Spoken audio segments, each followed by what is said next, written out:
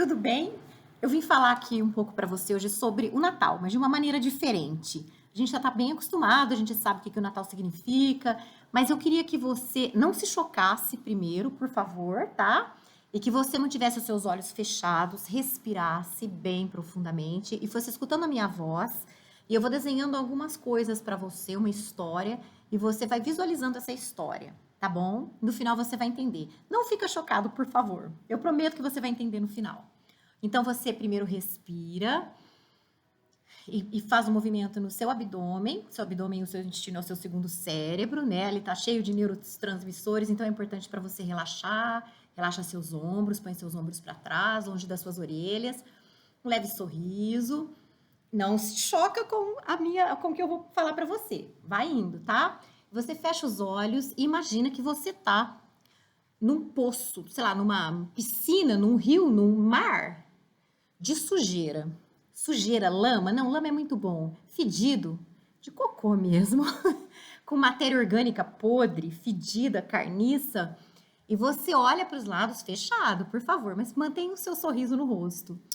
E você tá ali com a sua família, você é criança, vai indo para a escola, e você tá crescendo, e você olha para o horizonte, para o lado, e você só vê esse rio de cocô. É isso a sua vida, esse rio de cocô.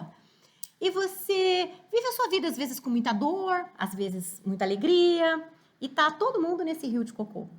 De repente, fedido, e você vai vivendo a sua vida. De repente, vem uma mão, como se fosse um guindaste, fecha bem os seus olhos e vai sorrindo. E esse guindaste, ele é feito de sangue, né? Como se fosse um sangue.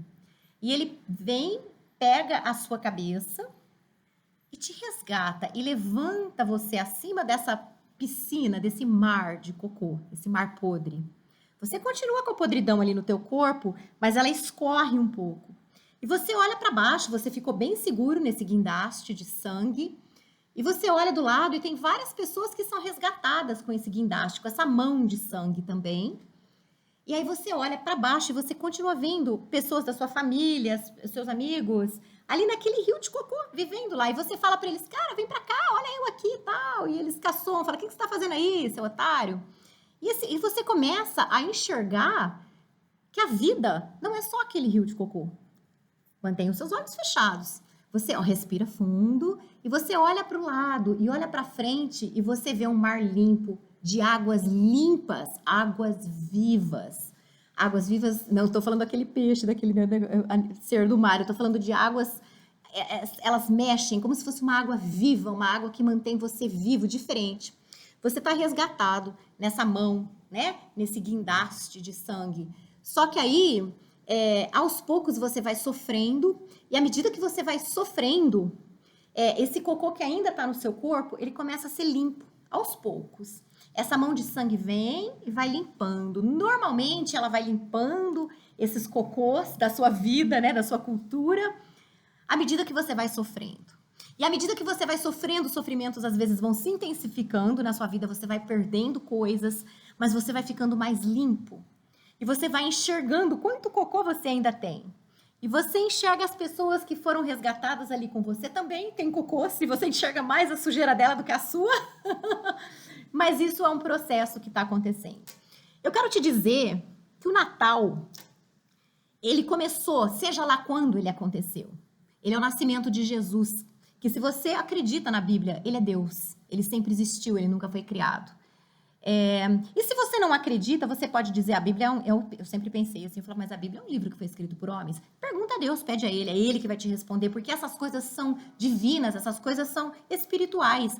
Eu usei aqui o guindaste de sangue, que é o corpo de Cristo, é Cristo na cruz, o sangue de Cristo, ele morreu para te resgatar, é ele que te resgata, você não tem condição, enquanto você está naquele mar de podridão, você não enxerga nada, você não vê nada, você não consegue ver aquele mar de águas vivas, que é o próprio Cristo, ele fala, eu sou o rio de águas vivas, você não vê isso, porque você está você vive naquela podridão. Quando aquela mão te resgata, ele te resgata porque ele quer, eu não entendo, né? Porque ele diz, ninguém vem a mim se não for trazido pelo Pai, o Pai vem, que é o próprio Deus, e tira você.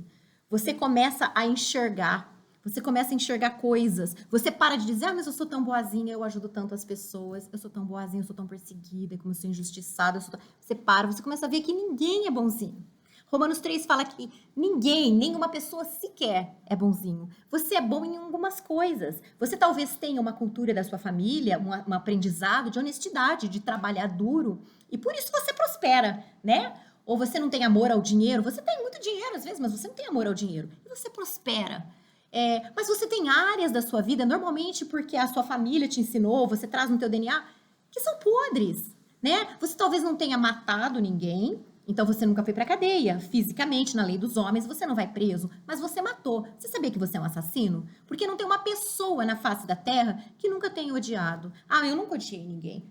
Odiou sim, você não se lembra. E se você disser que você é bonzinho, que você é evoluidíssimo e que você virou quase luz, você é um mentiroso. Você é um mentiroso e está se enganando. Me desculpa, mas é verdade. A Bíblia fala disso. Então, e a Bíblia fala também que João Batista, que era o maior entre os homens aqui na Terra, ele era muito menor do que os seres celestiais. Ou seja, a gente tem seres celestiais, anjos, sei lá eu, que a gente nem sabe. O mundo espiritual a gente não entende. A gente está colocado a nossa mente aqui nessa Terra. Tá? É para isso o Natal. Seja lá quando Cristo nasceu, se foi em dezembro, janeiro, fevereiro, eu não sei. Essas leis, não importa. O que importa é que ele nasceu. Ele nasceu de uma virgem, a Virgem Maria, ela era virgem e ela ficou virgem até o dia que Jesus nasceu. Assim a Bíblia fala, ela não teve relações com José até que Cristo nascesse. Ele não herdou o DNA de Maria, da mãe. Ele não herdou o DNA de José. Não teve uma fecundação de esperma no óvulo. Ele foi colocado no ventre da Virgem Maria, que é mãe de Deus, porque Jesus é Deus. É uma mulher abençoada, bem-aventurada entre as mulheres. Jesus foi colocado lá, o próprio Deus, em carne. Entendeu? Então, assim, é um mistério. Quem é que vai entender uma coisa dessas? Quem é que vai entender uma trindade? Quem é que vai entender um Deus que sempre existiu, que virou Cristo e que vira Espírito Santo, que significa que ele é um espírito que mora dentro de mim e de você, quando você começa a conversar com Cristo e aceitar essa loucura que eu acabei de te contar. Essa história eu fiz assim, uma história, óbvio que é uma comparação, só para você entender um pouquinho o mundo espiritual. E eu vou acabar lendo para você o que é isso daí que eu acabei de falar, essa história. Se você ler Atos 2, Pedro, o apóstolo Pedro, ele estava contando para a população sobre Cristo, que tinha acabado de ressuscitar aos céus, tá? Jesus tinha ficado 40 dias aqui na terra depois de morto, e depois ele foi aos céus. E aí ele fala assim, arrependam-se cada um de vocês, seja batizado em nome de Jesus, para o perdão dos seus próprios pecados. Lembra, pecado, o que é pecado? É qualquer desequilíbrio que você tem. Qualquer coisa que não seja luz, que é trevas. Todos nós temos, tá? E vocês receberão o dom do Espírito Santo. Então, se você conversar com Jesus, ele te perdoa. E você vai perdoar os outros também. Vão te perseguir. Você vai sofrer muita injustiça. As pessoas vão tirar tudo de você, vão te odiar, vão te invejar. E daí? E daí? Se eu não perdoar, sabe o que acontece? Eu também não sou perdoada porque eu também não sou melhor do que ninguém, tá? Então é isso que ele fala. E vocês vão receber o dom do Espírito Santo. Qual que é o dom do Espírito Santo? Sei lá. Deus é que decide. Você é professor? Você é um bom carpinteiro? Você ajuda as pessoas? Você cuida de dar banho nas pessoas mais de idade? Você cuida de crianças? Você é um excelente cozinheiro? Você é um profeta? Você vê o mundo espiritual e faz oração e enxerga o mundo espiritual? Sei lá qual que é o seu dom, mas todo mundo tem um dom, tá? E para terminar, eu vou ler para você Colossenses 1:13.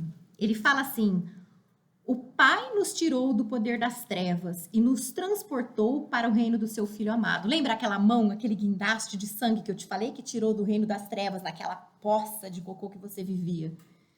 Na qual temos a nossa redenção, a nossa mente muda, a nossa limpeza, que vai acontecendo. Nós vamos ficar totalmente limpos enquanto a gente estiver aqui na Terra? É lógico que não. Não tem como.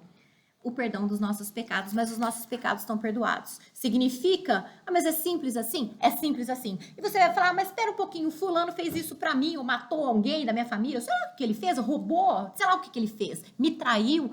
Não interessa. Não interessa. Põe essa pessoa na mão de Deus, porque você também tem que ser perdoado. Lembra, ou você é trevas, ou você é luz. Você vai ter que fazer escolhas no teu caminho, o tempo todo na tua vida. Um abraço e um Feliz Natal para todos vocês.